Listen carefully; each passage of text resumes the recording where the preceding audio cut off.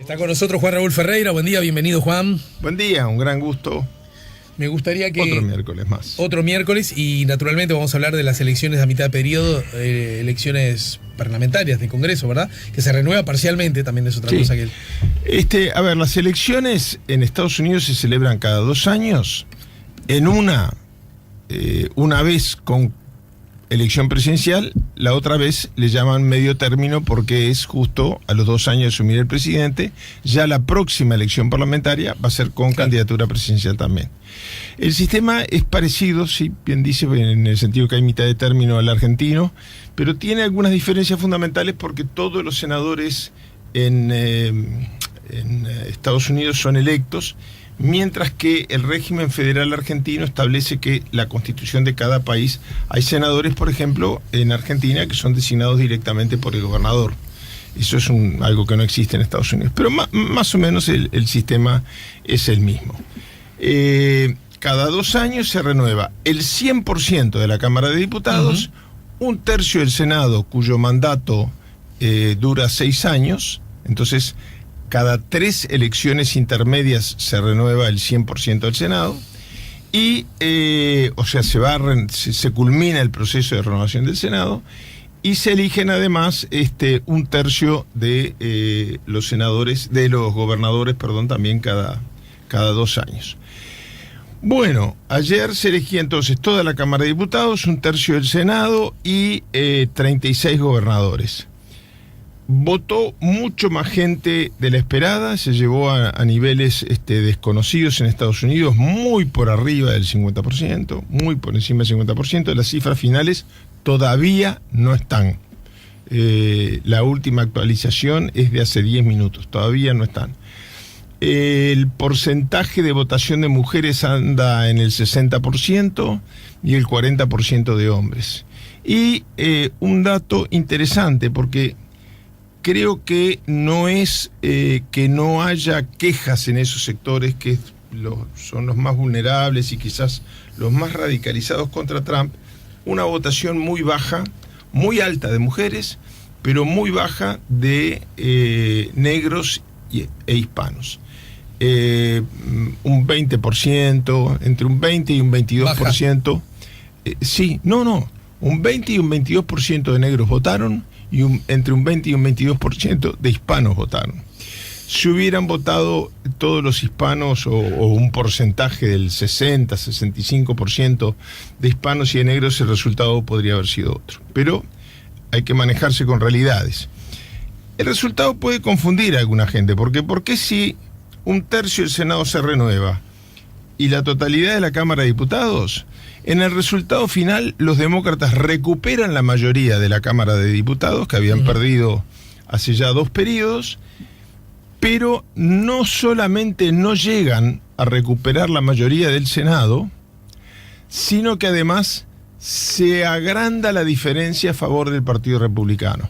Hay senaturías todavía no definidas, pero estamos hablando aproximadamente de entre 5 y 6 senadores más. Es decir, de 51 los republicanos podrían pasar a 56, 57. Hay que esperar que se definan por lo menos 4 senaturías que están ahí cabeza a cabeza, pero más o menos la proyección es esa. Mirá lo que dice El País de Madrid, a ver si coincide con tu lectura. En la larga noche electoral del martes hubo ecos en Washington del 2 de noviembre del 2010. El partido del inquilino en la Casa Blanca perdió el control de la Cámara de Representantes, pero logró mantener su mayoría en el Senado. La agenda legislativa del presidente quedó en jaque. Le ocurrió entonces al demócrata Barack Obama, 8 años después al republicano Donald Trump. Digamos. Exactamente, sí, exactamente. Mantener la Cámara de Senadores, pero perder la de Diputados. Lo único matiz que agregaría es que curiosamente no solo mantuvo la mayoría en el Senado, sino que incluso aumentó la cantidad de senadores. Es decir, de una mayoría muy ajustada. Te recordarás el debate que había cuando Kavanaugh fue designado, que bastaba con que un republicano se diera vuelta para que se perdiera la mayoría republicana. Bueno, ahora tienen un margen de, vamos a esperar resultados finales, 5 o 6 senadores, quiere decir que está más cómodo en el Senado. De todas maneras, los demócratas no aspiraban Bueno, este es el momento, como lo estamos filmando, lo podemos decir que Juan Raúl está recibiendo mate por un lado, café por el otro, ¿verdad? Una cosa increíble, y además ni siquiera agradecí el café, porque estaba muy concentrado en el programa. Uy. Después me van a traer un vasito de agua. Un vasito de agua ya va a venir, pero para enfriar un poquito ya está la servilleta. Igual ya no tiene gracia, porque como habrás notado con el tema de los teléfonos y todo eso, ya no hay computadoras que estropear, ¿no? No. Con tantos líquidos, así que ya ni tiene gracia estas políticas de riesgo que ya recordémosle a los oyentes que un día, en un exceso de énfasis en el movimiento manual, en el lenguaje gesticular, le volqué todo el café arriba de la tablet. Está bien eso, exceso de movimiento. Tal vez se puede decir torpeza, lisa y ya. Ahora se filma, pero en aquella época, muchas gracias. Llegó el agua. En aquella época no se filmaba. ¿Sabés que otro que es bravo para eso es Julio María? Ah, sí. Julio María es de ademán. De ademán fuerte. Sí, yo no le pondría un vaso de agua en no, y además es muy igual que vos, es muy cafetero, siempre fue. Él una vez contó que el único reproche que le hacía Marta cada vez que iba a la televisión es no hagas tanto ademán, ¿no? Porque atate un poco. Porque además es muy cafetero, le gusta mucho el café, también igual que a vos. Y si calienta el pico, es de lo que toma un café, 2 cafés, 3 cafés. Que Sí. También vos sos el único que tenés tu vaso. Otra cosa, Juan Raúl. Mi vaso propio. Mira, Juan Raúl, la verdad, quiero decirlo, lo que ya lo he dicho millones de veces y todo el mundo sabe. Si hay alguien que tiene la camiseta puesta de este programa, es Juan Raúl Ferreira, que siempre ha venido, esté lejos. Las veces que no ha estado es por razones de verdad, fuerza mayor. A veces él pide cambiar día, pero en general el que pide cambiar día ahora soy yo, y él siempre dispuesto, siempre afín. Eso está, pero así, sacás distancia. Y por suerte no sos el único tampoco, ¿no? Hay muchos también, sacás distancia. Ahora también te mimamos un poquito, ¿no? Mucho. Porque es el que tiene su único vaso, es un vaso Starbucks, que además ya no existe de esos vasos, no lo aclara siempre, claro, ¿verdad? Por eso es que él toma más café que los demás, un vaso de agua que él lo va... sí, midiendo la temperatura. Midiendo la temperatura de forma paulatina. Todo es cierto, tengo que reconocer que todo es cierto. Las dos cosas, son ahora, de ida y vuelta. Por las dudas, además no filmamos, entonces bueno, es muy difícil no ha cambiado mucho. Desmentir. No. Bueno, mi querido, estabas diciendo... No, decía que es curioso esto, ¿no? Aumentó considerablemente, o sea, de minoría a una mayoría bastante considerable, unos 30 legisladores encima del Partido Republicano en la Cámara Baja. Mucha gente le prestó excesiva atención a ver si eso podía significar el inicio de un juicio político, dado el cúmulo de evidencias y de investigaciones a las que está sometido Trump y su familia. Cuando yo estuve en Estados Unidos pude hablar cuando estuve ahora por el congreso académico que me invitaron, pude hablar con algunos senadores, el senador Harkin, María Otero, la esposa de Joe Eldridge, que a su vez es muy amiga de Hillary Clinton, a quien también entonces pude estar junto con ella en una cena.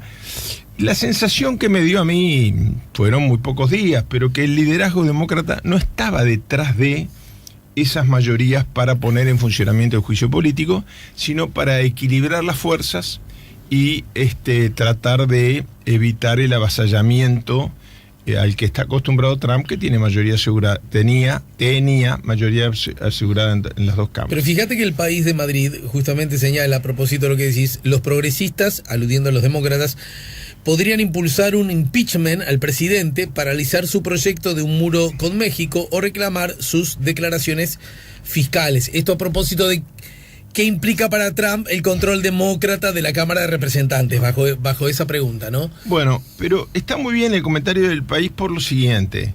Si bien es cierto que el que decide si va a haber juicio político o no es la Cámara de Diputados, y aparentemente no hay voluntad política, lo que yo escuché en esas conversaciones, que tampoco fueron tantas, es que había un temor de que someterlo a juicio político podía victimizarlo y que saliera con más poder que antes de la acusación. Y que total, igual como hay mayoría republicana en el Senado, que es el que dicta el veredicto, no iba a servir de mucho. Lo que yo veo es que como se vienen distribuyendo, que recién se están haciendo los primeros anuncios, la asignación de comisiones a los legisladores electos, porque ya se está en ese proceso, porque el 1 de diciembre asumen, bueno, las comisiones investigadoras están siendo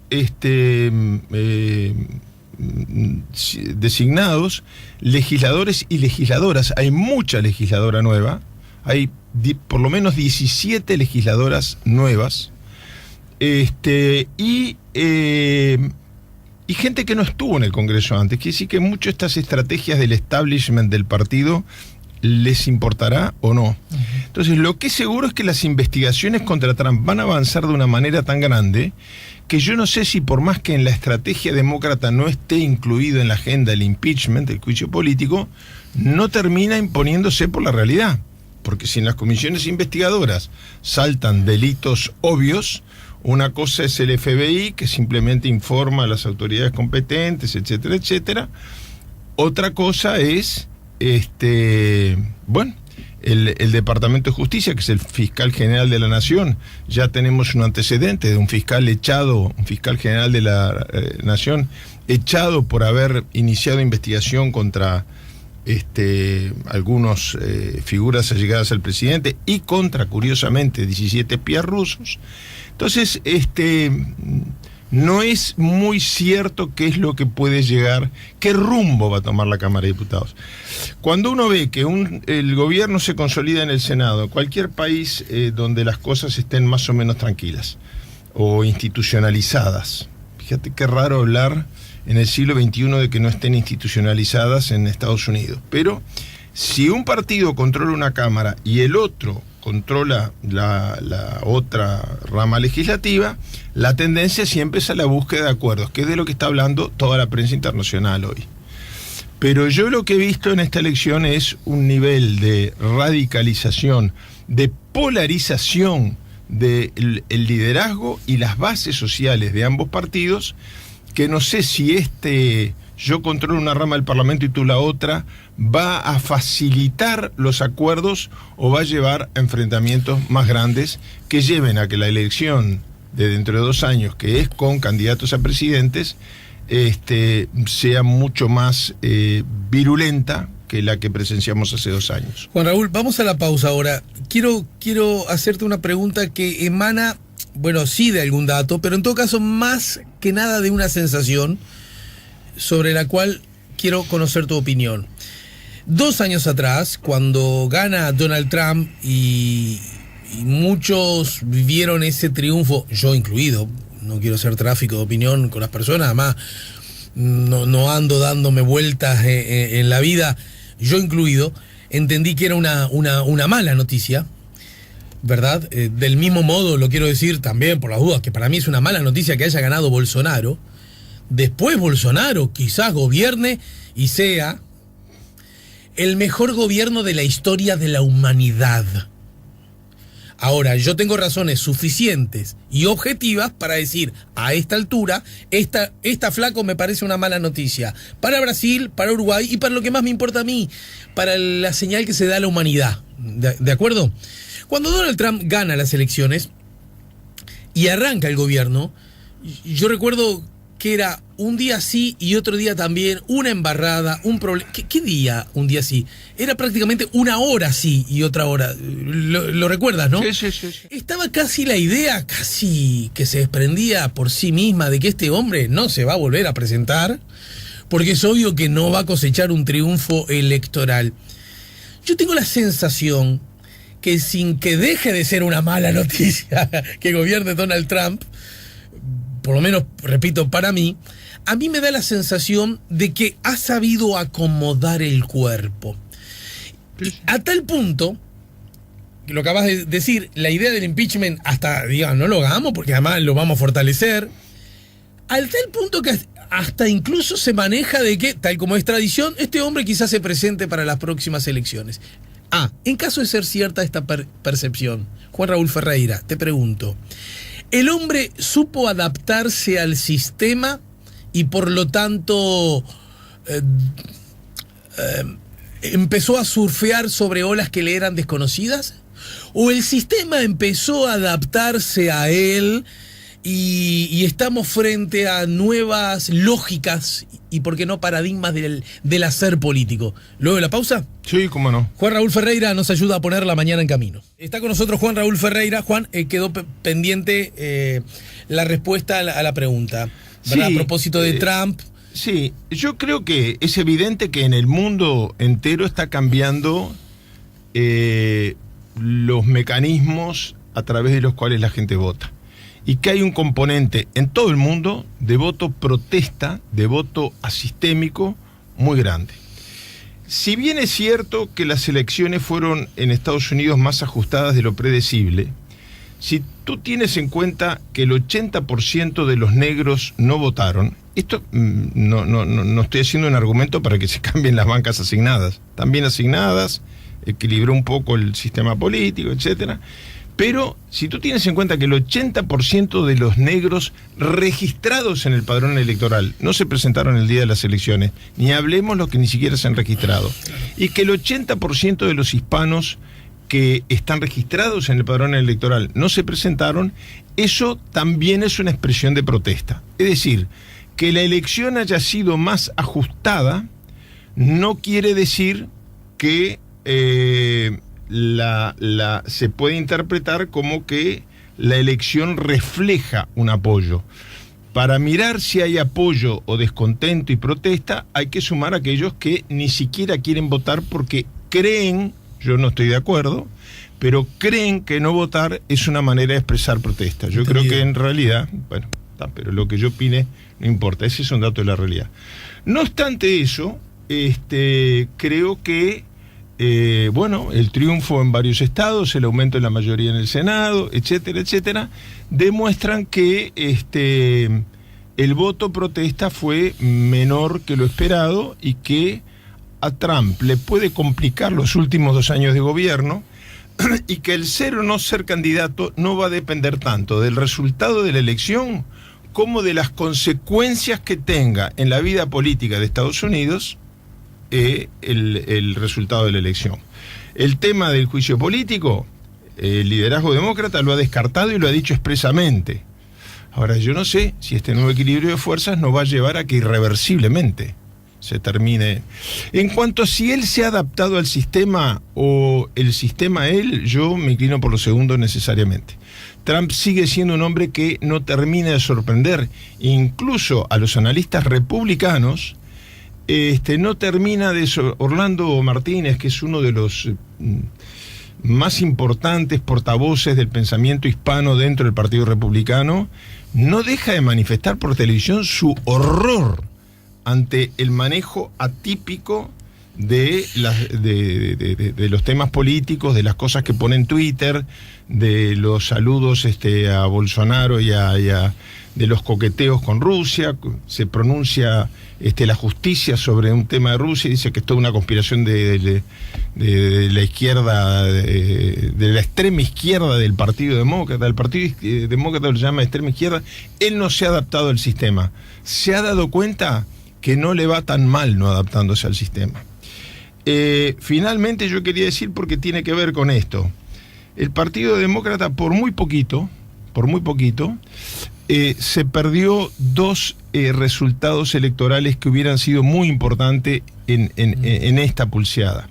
En primer lugar, en el estado de Texas, donde nunca había ganado el Partido Demócrata, el candidato Beto O'Rourke, hispano, pero a diferencia de Ted Cruz, que es el que ganó, un hispano que habla español. Hubiera sido el primer demócrata en la historia en ser senador por Texas, pero además se hubiera posicionado de inmediato como el candidato de alternativa a Trump, porque hoy cada vez importa más no solo las ideas y los programas, sino cómo se logra transmitir eso a la gente. Y O'Rourke es un hombre que uno lo ve y maneja códigos de comunicación que le llegan a los jóvenes, que le llegan no por ser populista, está en las antípodas ideológicas de Trump, pero hubiera sido una elección, bueno, y a lo mejor termina siendo candidato igual, porque no puede ocupar su banca al Senado aunque pierda por un 1%. De ahí a que dentro de 2 años no decida ser candidato a la presidencia, hay un abismo.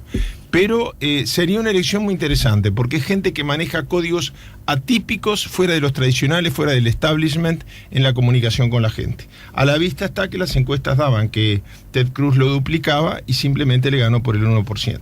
Y aunque ella no ha reconocido el resultado, Oumey pudo haber sido, pero creo que ya no está en condiciones a esta hora de la mañana de descontar los votos que la separan de su contrincante.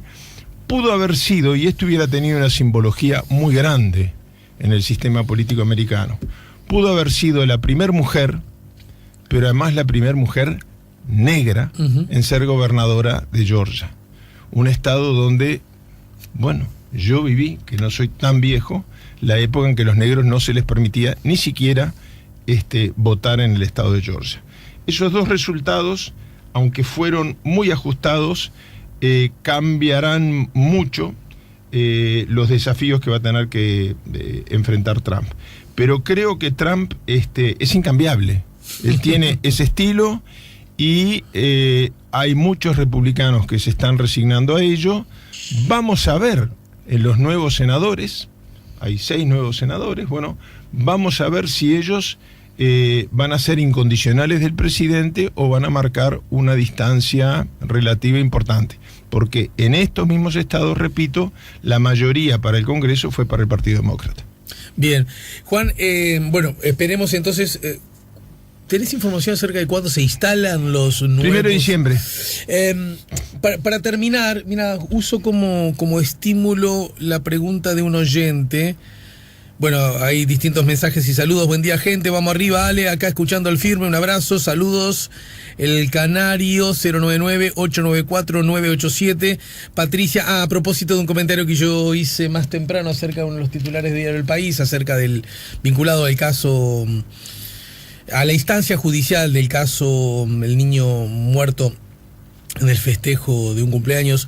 Buen día, totalmente de acuerdo contigo. Yo festejé el cumple de mi hija hasta los 11 años, totalmente atenta a todos los juegos, la comida. Yo me sentía responsable de todos los niños invitados. Besos, soy Patricia 099-894-987. Que quede claro que el comentario que hice tiene que ver con una frase que me pareció innecesaria y justificadora en forma innecesaria, repito, exagerada al menos, por parte del juez en su dictamen, ¿no? Pero es una impresión que tengo nada más, en ese sentido coincidente con la reacción de la fiscal. Es normal, 099-894-987. ¿Se puede saber por cuánto tiempo se pueden guardar los datos sin dañarse o perder dicha información? Claro, porque pregunta antes Omar. Buen día, en la Argentina se reúne el G20 y Estados Unidos pide poner a Uruguay a militares para proteger al presidente Trump. Pregunto, ¿Uruguay puede negarse o hay tratados que obligan a Uruguay?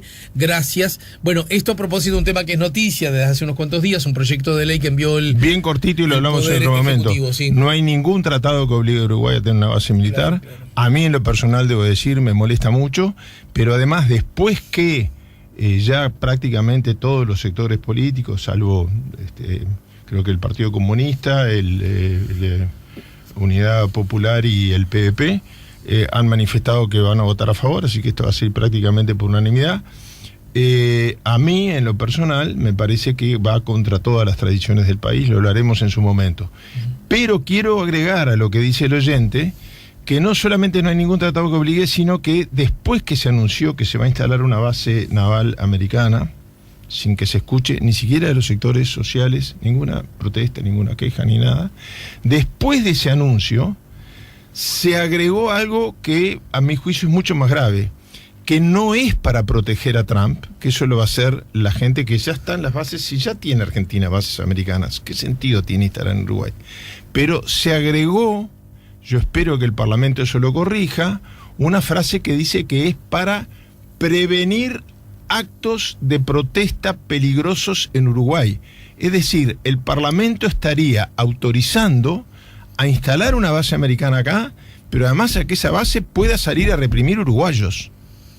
Para mí es un tema, pero le dedicamos una audición de radio al tema. Déjame aprovechar porque además en este nuevo este nuevo momento político tuyo en el que adheriste al partido de gobierno, acá en tu nuevo partido tendrías una diferencia. Sí, pero es que yo no concebiría integrar una fuerza política que no me dejara manifestar la discrepancia.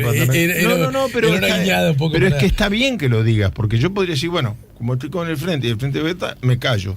No. Lo que noto sobre esto es, yo ayer incluso hice un comentario en televisión, porque fue uno de los temas que se trataron, es que yo tengo la idea bastante coincidente con el sistema político en general, la mayoría, de que, bueno, ante la solicitud de y en el marco de esta reunión, debería otorgarse el permiso. Es como que tengo una predisposición a eso en el marco de los momentos que vivimos, las relaciones, es por esto puntual, no creo que necesariamente esto pueda implicar de que lleguen y se queden para siempre. No, pero genera un precedente. Está bien, no, pero justamente a eso quería ir. Sin embargo, no me cuesta nada entender los que tienen pereza que es como lo que a mí me asombra de quienes dicen, ¿cómo esto? Son una manga de prejuiciosos. Y yo, bueno, mira, con relación a Marines y a Estados Unidos no hay que ser prejuicioso, simplemente hay que haber leído una vez un libro de historia, ¿no? Una vez un libro. 10 páginas del libro de historia, las que quiera, porque seguro que algo va a haber, ¿no? Encontrar el Partido Comunista como dudando o francamente en contra, y yo puedo estar en contra de esa decisión. Lo que no puedo decir es que el Partido Comunista es rarísimo porque piense eso. ¿Se entiende el matiz? El general Licandro escribió que en el Uruguay ni siquiera hacía falta instalar una base militar muy poco antes de morir, porque el Uruguay ya era una base militar, es decir, ya estaba toda la infraestructura, ya estaba todo. Es como decir, ese salón oscuro lo puedo iluminar. Bueno, si tenés la luz instalada y se apretar un botón e instalarlo. Y yo no entendí mucho cuando dijo eso y creí que no era posible. Ahora que se ve que en 24 horas Estados Unidos puede instalar en Uruguay una base militar, y que esa base militar va a estar autorizada a que marines americanos repriman a ciudadanos uruguayos, me doy cuenta de lo que escribió el general Licandro. Bien, bueno, Juan Raúl, muchas gracias. Gracias. Bueno, con todo gusto. Nos reencontramos el miércoles que viene. Vamos arriba, con fe para el segundo tiempo. Qué mal que estamos jugando, no se puede.